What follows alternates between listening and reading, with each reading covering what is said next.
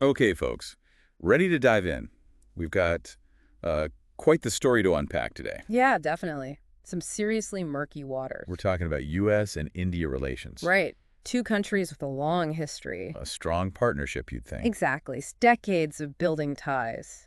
But now, well, public accusations of interference. Exactly. And this isn't just your typical diplomatic spat. Oh, no, no, this goes way deeper. We're talking about freedom of the press, global economic power. Strategic alliances.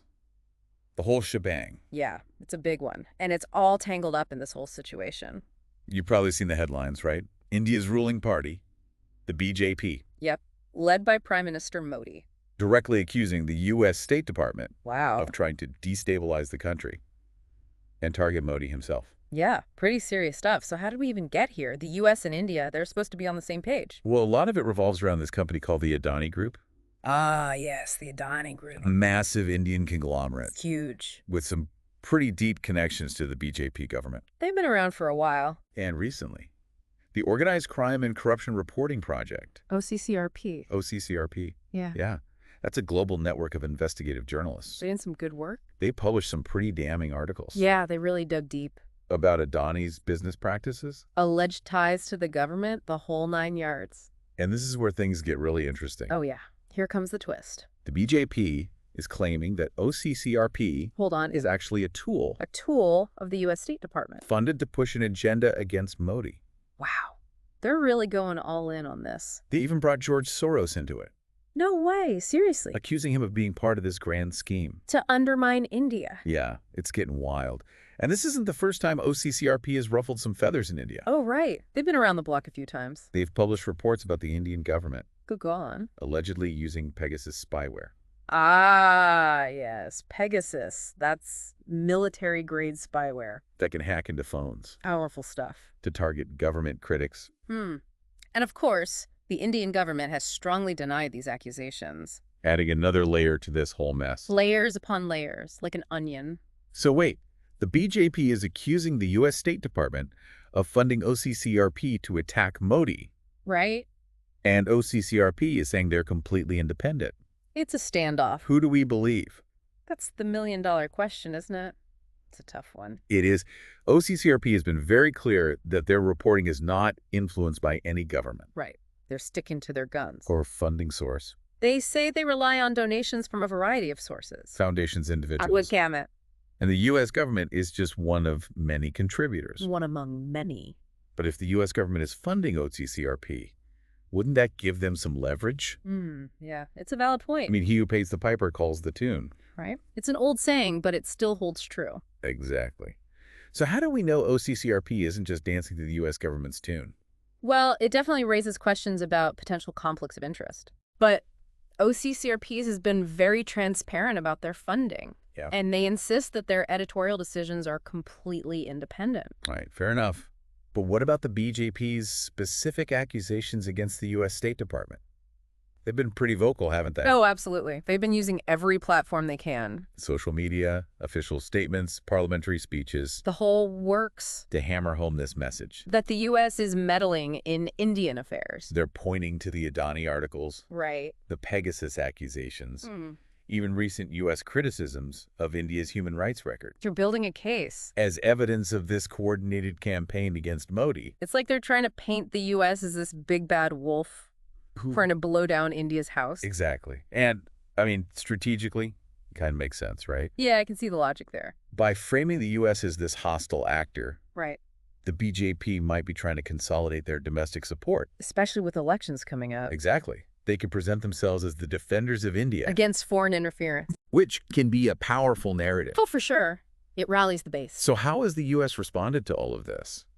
Well, they haven't just sat back and taken it. I mean, they can't just let the BJP accuse them of being puppet masters, can they?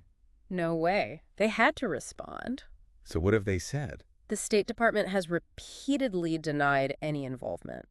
OCCRP's reporting. Yeah. And they've expressed disappointment over the accusations. Understandable. They've emphasized their commitment to freedom of the press. Right. The importance of a strong U.S.-India partnership. They've called the accusations baseless, Without merit. trying to clear the air. Exactly. But what about India's official response? Yeah, beyond the BJP's statements. Has the government weighed in? It's interesting, the Indian Ministry of External Affairs Right. has remained largely silent.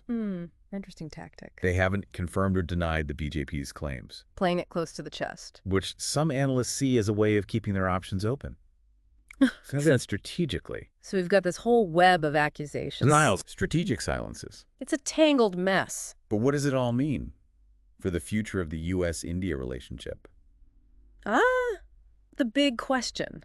That's what we're all wondering. It's a crucial relationship. It really is. This situation has definitely put a strain on things. No doubt about that. And it's going to take some careful diplomacy to get things back on track. Diplomacy and a whole lot of trust building. Exactly. And we have to remember, Yeah. the U.S. and India have a lot of shared interests. Oh, absolutely. Tons of common ground. Trade defense countering China's influence.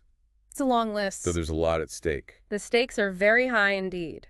You mentioned some other points of friction between the U.S. and India earlier. Oh, right. Yeah, there have been a few other incidents. Starting some tension. Adding fuel to the fire. Can you tell us a little more about those? Sure. So in addition to the Adani controversy and the Pegasus accusations, Right. there was that alleged plot to assassinate a Sikh separatist leader. In New York. Yeah, which the U.S. has linked to Indian intelligence agencies. Wow, that's serious stuff. It is. And then there's the whole issue of Turkey trying to join BRICS. BRICS. That's the group of emerging economies. Brazil, Russia, India, China, and South Africa. Exactly. And Turkey wants in. They do. But the U.S. sees that as a threat. They're not too happy about it. And there are reports that India has been blocking Turkey's membership. Possibly to appease Russia. It's a geopolitical chess match. Oh, very high stakes. So much more going on beneath the surface. Always is. This deep dive has given us a glimpse into some of the complexities. Of U.S.-India relations? But it's just the tip of the iceberg. Just scratching the surface. There are so many competing interests.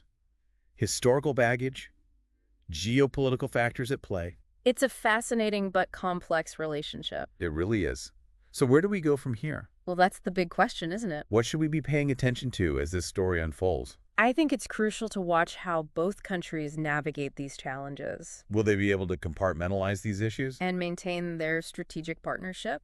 Or will these accusations lead to a deeper rift? It's a delicate balancing act. With high stakes. Incredibly high. It's like a game of chess. Every move matters. Well, thanks for guiding us through this complex and fascinating deep dive. It's been a pleasure. I don't know about you, but I'm definitely going to be following this story closely. Me too. It's one to watch for sure. All right, folks. That's our deep dive for today. We'll be back soon with more insightful analysis and thought-provoking discussions. Until then, stay curious and stay informed.